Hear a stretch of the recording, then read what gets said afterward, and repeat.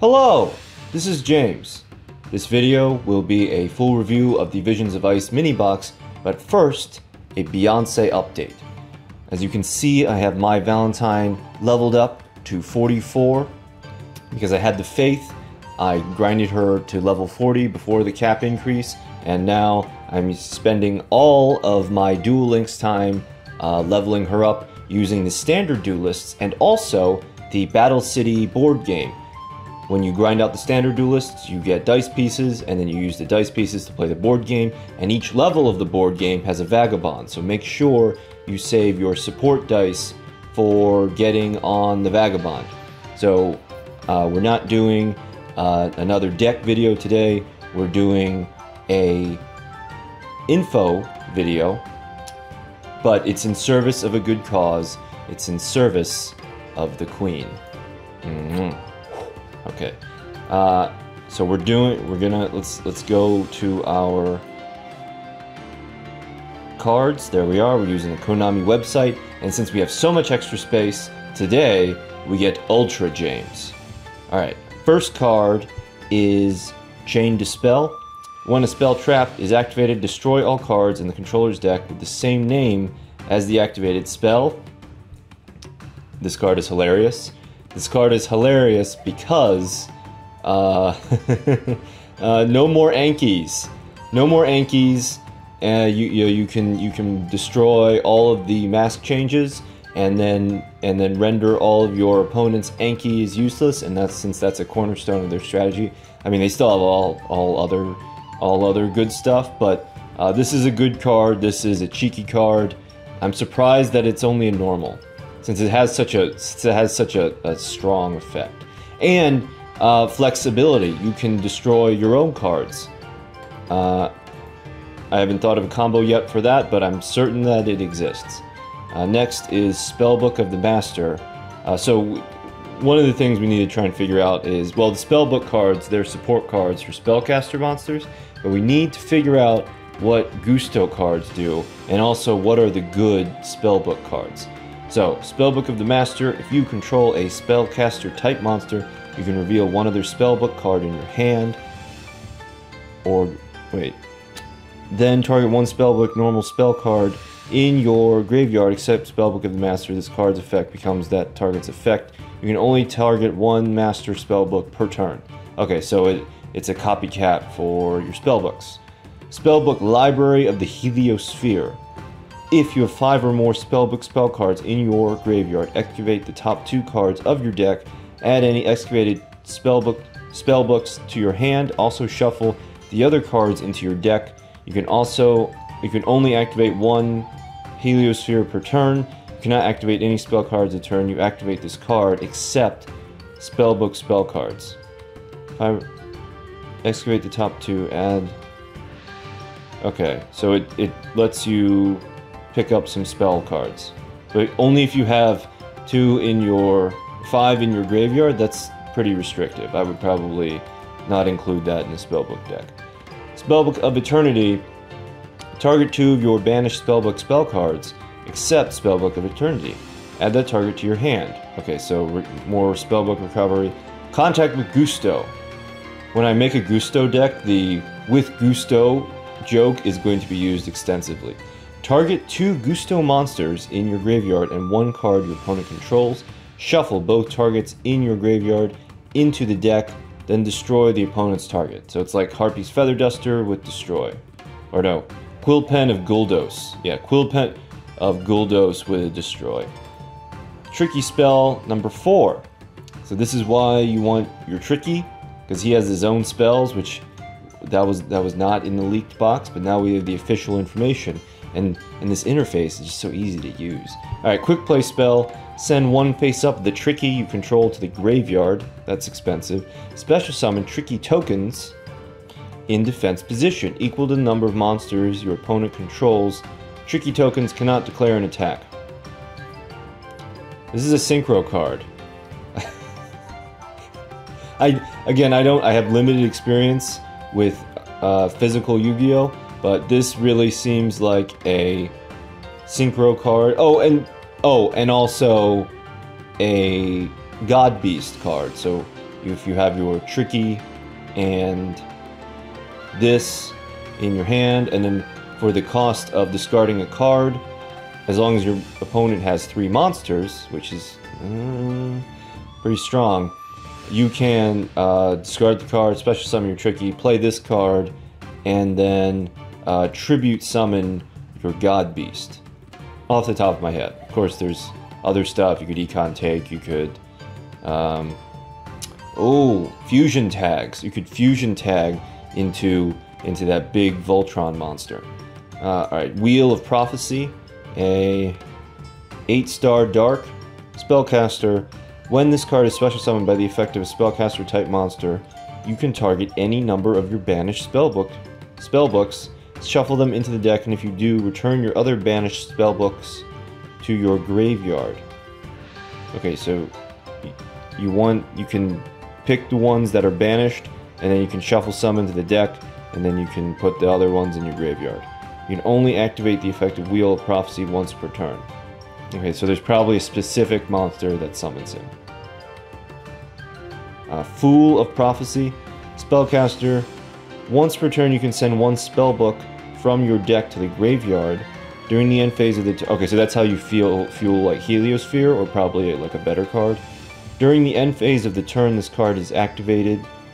This card activated this effect, you contribute this card. Special summon 1 level 5 or higher. Boom. Spellcaster Dark Monster from your deck. You must have 5 or more spellbook spell cards with different names in your graveyard to activate and resolve this effect. So yes, but more likely Dark Magician. Strength of Prophecy, Fire type Spellcaster. Once per turn you can shuffle 1 spellbook from your graveyard into your deck to target 1... okay, so it's like the opposite of the Fool. To target 1 face-up Spellcaster type monster on the field, increase its level by 1, and its attack by 500. All this level increasing stuff, it's synchros. Stop telegraphing the synchros, just give us the new mechanic, Konami. Master of the Flaming Dragon Swords. Warrior. When a monster normal summoned to your side of the field, except Master of the Flaming Dragon Swords, you can increase that monster's level by 1, and this card gains 300 attack until the end phase. Okay. More synchro stuff. And if you can protect him, you can get an attacker, but this is a normal card, not too crazy. Gusto Condor. Winged Beast. When this card destroys an opponent's monster by battle, with 1000 attack, and sends it to the graveyard, you can special summon 1 Wind Psychic type monster with 1500 or less defense from your deck. Okay, so that's from before, that's Reese. I think that's it. We'll get to her. I think she's a rare. But he's a normal, it's like not a great search monster. You're not supposed to use him, you're supposed to use like Thunbolt, or Thunbolt's the wolf, and then I think there's like a cat. No, it's not a cat, it's like a Griffin. Gusto Griffin. Musto, Oracle of Gusto. Psychic/effect. Once per turn you can target 1 Gusto monster in your graveyard and 1 face-up monster on the field. Shuffle the first target into the deck, and if you do, negate the second target's effects until the end phase. And it's not even a quick play. Okay, so like you could use this for obviously your opponent's monster's effects. You could negate your Black Dragon Ninja. Not that anybody plays that anymore. But also 1 face-up monster in the field. Yeah. Also, you can use this as like an access denied for your Gandora. So you can prevent Gandora's negative effect of destroying himself. Negate the second target's effects until the end phase. Yeah, so that's neat. That's good. I like that. Windar, Sage of Gusto. When this card destroys a monster by battle and 6 stars, sends it to the graveyard, you can target 1 level 3 or lower Gusto monster in your graveyard. Special summon that target and face-up defense position. And then you have to protect it, I guess, or you can use it for an econ take, but anything any card that's requiring the destruction of a monster by battle, like if you're already able to destroy monsters by battle, then you're doing well. And you don't necessarily need more on top of that. But if this can only, you know, get its full juju going by destroying monsters by battle, that's not super great, but it isn't normal. Calm, Serenity of Gusto. Once per turn, you can shuffle 2 Gusto monsters from your graveyard into the main deck. Draw 1 card. Okay. Pretty good. Cold Enchanter. You can discard 1 card to target 1 face-up monster on the field. Place an ice counter on that target. This card gains 300 attack for each ice counter on the field. We covered her. Not crazy, but she does. Okay, so you can discard cards. There's like a combo with Fableds, and then also the card that's later where you tribute it and it destroys all the ice counter monsters. All the monsters. Creeping Doom Manta. When this card is normal summoned successfully, no trap cards can be activated. I don't know what that means. So it's still vulnerable to Floodgate. Not that anybody's going to Floodgate it. And then no trap cards can be activated. Obviously, that's not no trap cards can be activated. Period. It's just like you can't chain trap cards. Okay, I don't know what that means. It's probably like an amazing card that protects from stuff. But it has a skull on its belly. And then there's divers, and then, okay, it's ominous. It's gonna eat those people. Spellbook, Library of the Crescent. Oh, this is good. If you have no spellbooks in your graveyard, reveal 3 spellbooks with different names from your deck. Your opponent randomly adds 1 of them to your hand and shuffle the rest back into your deck. You can only activate 1 Library of Crescent per turn. You cannot activate any spell cards the turn you activate this card, except spellbooks. Wow, the spellbooks are really, like, exclusive. Oh, and it's a rare. Jeez. Alright, so you can search, and then it's like a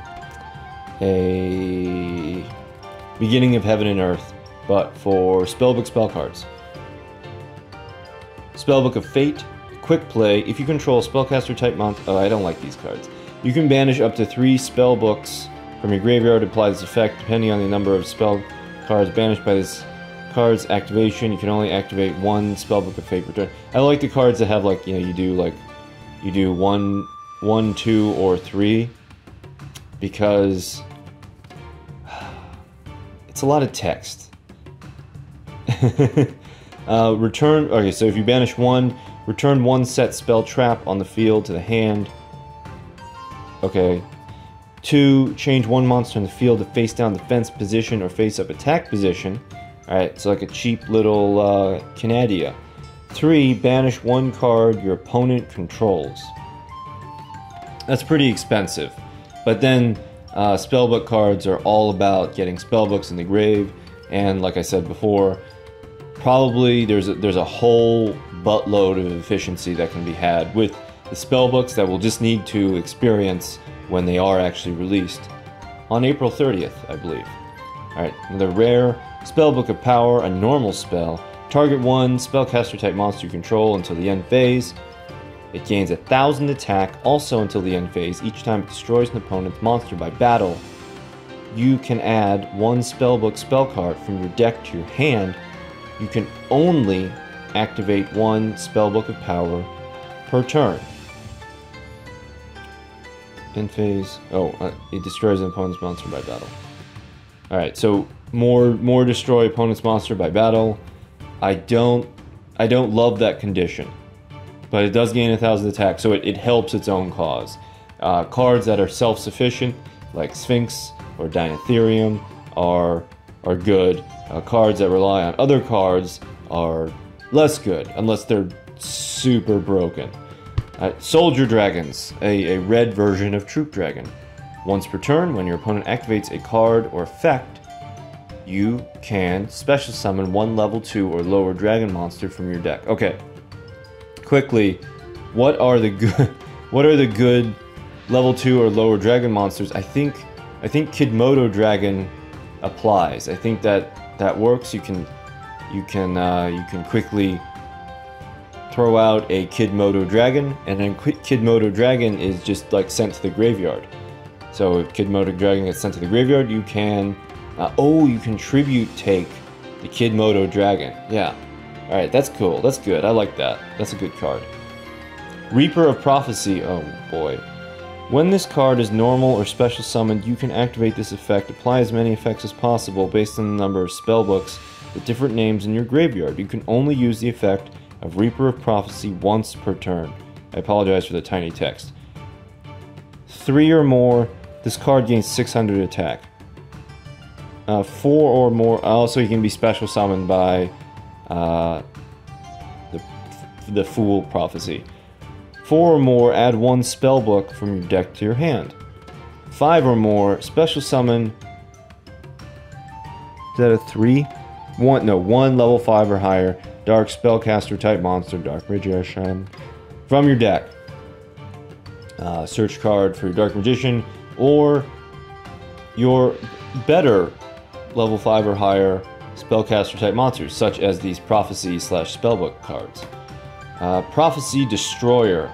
Alright, this looks like a Magic the Gathering artwork. Spellcaster effect, 6 stars. If this card is in your graveyard, so searchable by all of these Spellbook, search your level 5 or higher dark spellcaster. If this card is in your graveyard, you can banish 3 spellbooks from your graveyard, special summon this card from your graveyard. I like it. It has it's a self-sufficient special summon, but how do you get him in the graveyard to begin with? I guess you have to discard. There's like stuff where you have to discard cards, and I guess that's the way to do it. So he's like a cheap Sulkius, and actually he's cheaper than Fabled Sulkius because you don't have to sacrifice cards from your hand pool. You can use cards that are already in your graveyard. Justice of Prophecy. During your end phase, if you have activated a spellbook previously this turn, you can banish this card from the field, add both 1 level 5 or higher light or dark spellcaster type monster and 1 spellbook from your deck to your hand. You can only use the effect of Justice of Prophecy once per turn. Okay, so that's good. There's flexibility. I don't know what are the, off the top of my head, what are the level 5 or higher light spellcaster types? Maybe there must be one good one. There must be one good one, and you're gonna make a flexible and efficient spellbook deck using your Prophecy and spellbook cards. Okay, Charioteer of Prophecy. Spellcaster effect. Once per turn, you can discard a spellbook to target 1 spellcaster type monster in your graveyard. Add that target to your hand. That's Should that be a rare? I guess we'll find out. So it puts spellbooks in the grave for your cards that need 3 or 4 or 5 or more spellbooks in the graveyard, and it lets you recover a spellcaster type monster that was sent to the grave. That's pretty good.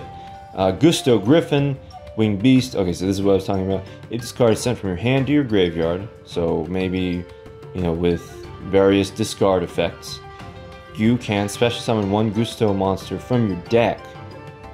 That's pretty strong. Yeah, so, not Waboku. What's that card that we like? Hallowed Life Barrier. Hallowed Life Barrier, discard Gusto Griffin, special summon Reese. Yeah, this girl, special summon Reese, and she's protected. And then on the next turn, you can return 1 card from your hand to the bottom of the deck to target 1 monster your opponent controls, and 1 face-up Gusto monster you control. Switch control of both monsters, and then tribute take the stolen monster for your own Gusto monster and attack for game. Yes. Okay, Gusto Thunbolt. At the end of the battle phase, if this card was sent to the graveyard because it was destroyed by battle and sent to the graveyard this turn, you can banish one Gusto monster from your graveyard. Special summon one wind psychic type monster with 1500 less defense from your deck. Okay, so you know, Sylvans have made people wary of trying to destroy anything directly by battle. So those cards are currently weak. More likely you're going to use Gusto Griffin to search out your Rees. Okay. No, we have more rares. Ice Queen. Cannot be special summoned from your graveyard. When this face-up card you control is destroyed and sent to your graveyard, you can target one spell card in your graveyard. Add that target to your hand. You must have 3 or more spellcaster type monsters in your graveyard to activate and resolve this effect. Okay, so if it's destroyed, you can recover a spell. What? Why are... So this is similar to Dark Sage. Like it's a tough card to get out. It's a tough card to get the effect of and / get out, and then your reward is to recover a spell card. I think Dark Sage lets you pick one from your deck, which is better, but its conditions are worse. Like you have to have a Dark Magician and then have a Time Wizard and then call the Time Wizard correctly, and then you can special summon Dark Sage from your deck. So that's kind of good, but the first two things are horrible.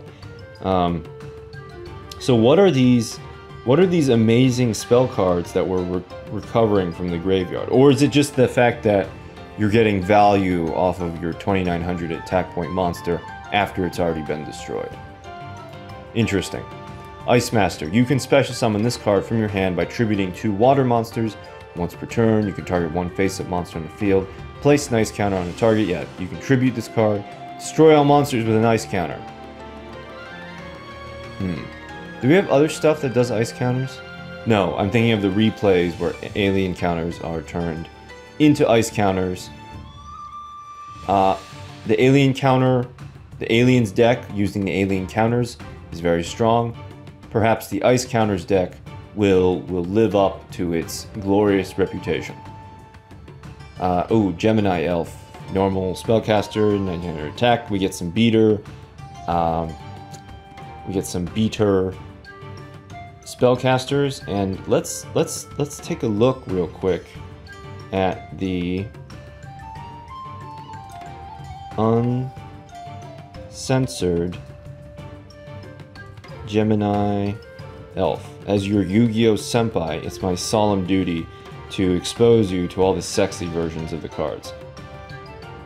Yes, this. So much more cleavage. Back to our regularly scheduled duel boxes. Treacherous Trap Hole, our super rare. We got a fake doll luring these 2 ogres to imprisonment. If you have no trap cards in your graveyard, target 2 monsters on the field, destroy those targets.